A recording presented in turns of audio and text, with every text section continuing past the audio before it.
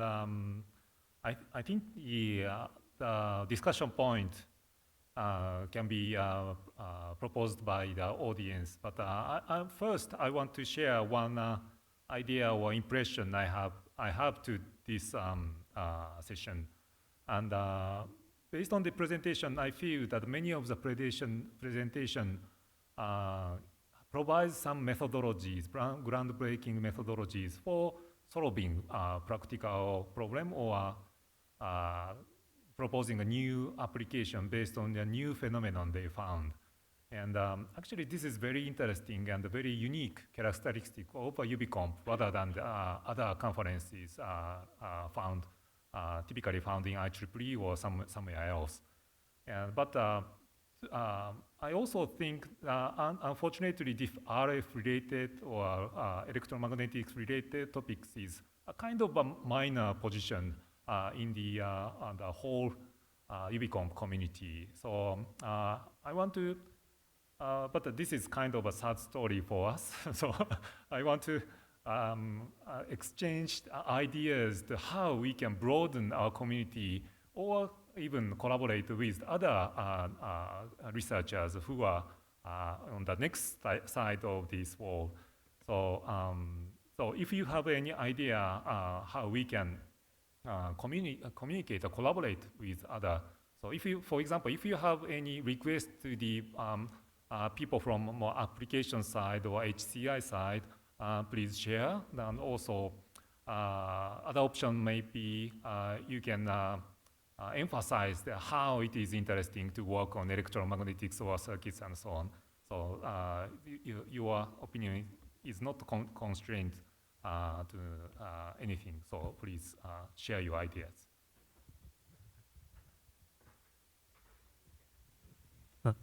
Yeah, I totally agree with Professor Yoshiro's opinions.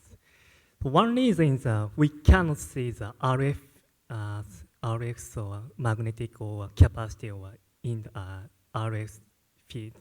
So that's why it's difficult to understand what the phenomenon of inductive or capacitive or RF sensing.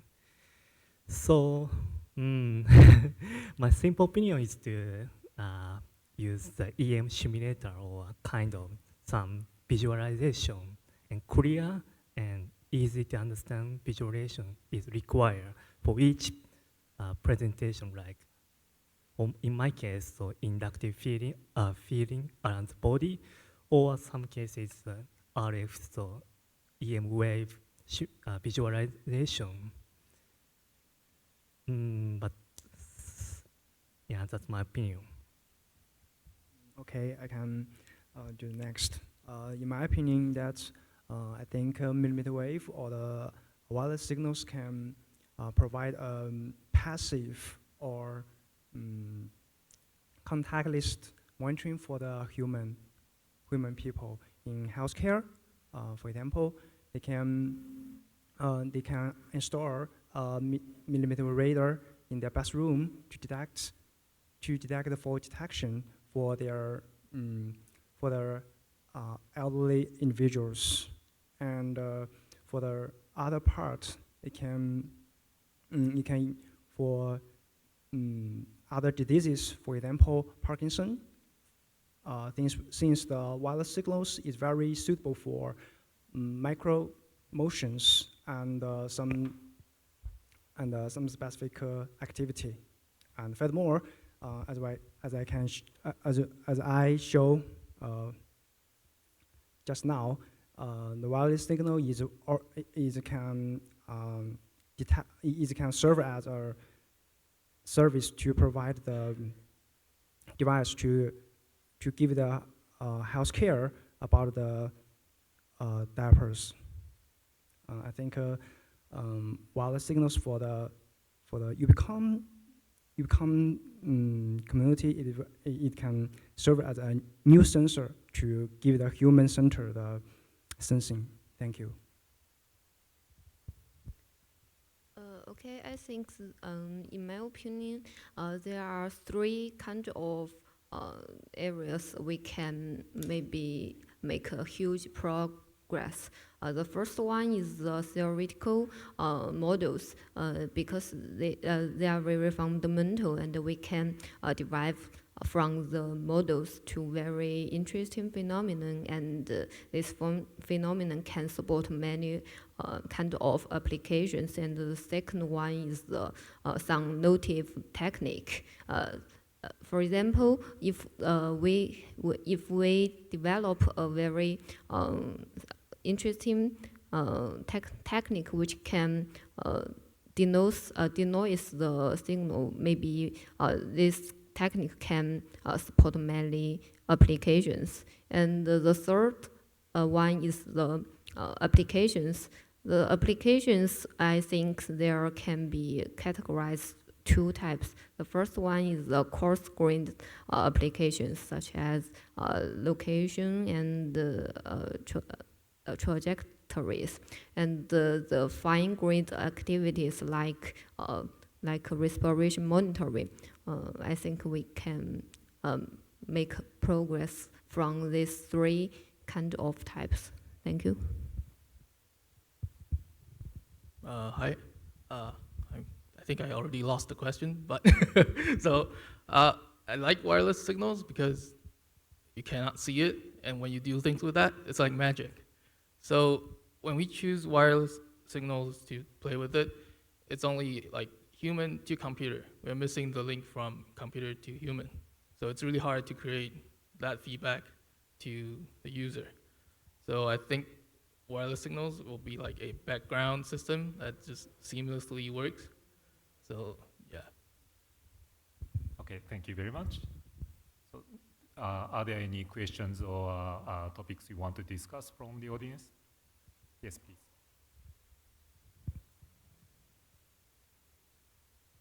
Thank you for the great talk, Jungkook from Accenture Labs.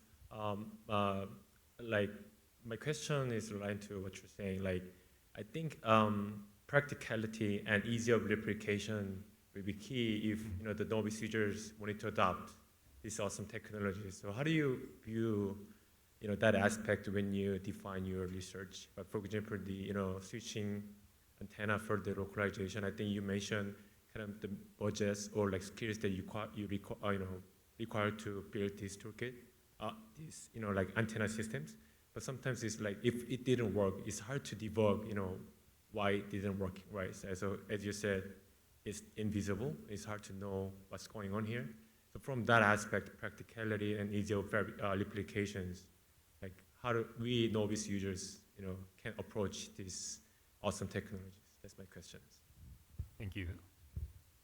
Do you have any opinion? Yeah. So for the hard to debug part, yes, it's really hard. I accept it. So the debugging part, yeah, it's like you need to have so much background to get to that, to solve the problem. And we cannot do it on our own. So that's why we have advisor 1, advisor 2, advisor or 3 or 4, 5 to help us. So that's like inevitable.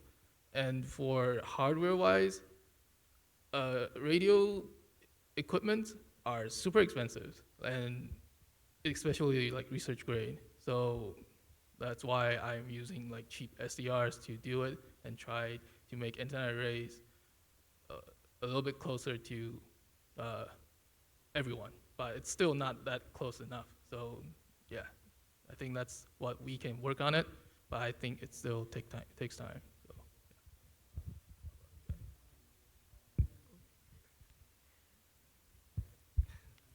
Yeah. Yeah. So in my case, yeah, same. So I actually rely on some super advisor. So No. my case, Professor Yoshi. But yeah, also in the most case, I try to use VNA. So VNA is super powerful tool for RF experiment or RF debugging. But yeah, basically it is quite hard to debug. Yeah, another discussion may be, so it's very difficult to balance the scientific findings and how you can generalize it in terms of the practical situation. And so, yeah, the coming up with a good story as a conference paper may be the being good at balancing that kind of restrictions. But so, yeah, do you have any experience or so? Okay, in other words, what will be our ultimate goal as a UbiComp community? Probably it's not about coming up with a new theory, but be useful for some specific user or something. And as a one researcher, what do you think is most important for you as a personal one researcher? Yeah. So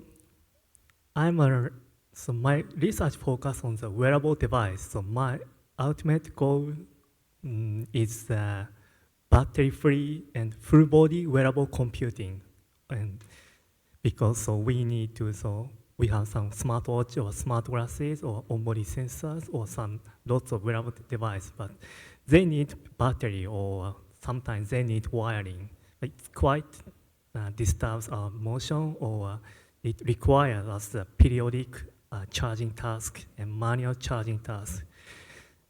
So I try to remove every battery from every wearable device. That's my goal. Okay. I think Wallace for the human-centered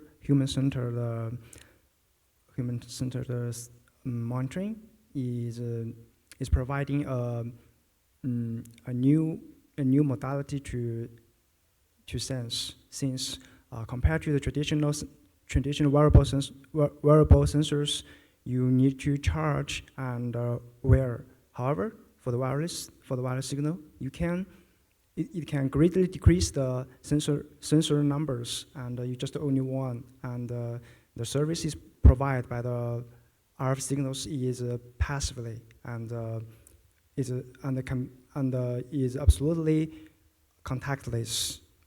It will for the human. There is no burden for the users, I think.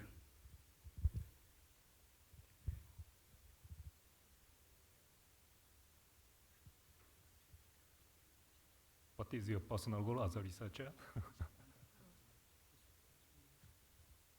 Okay.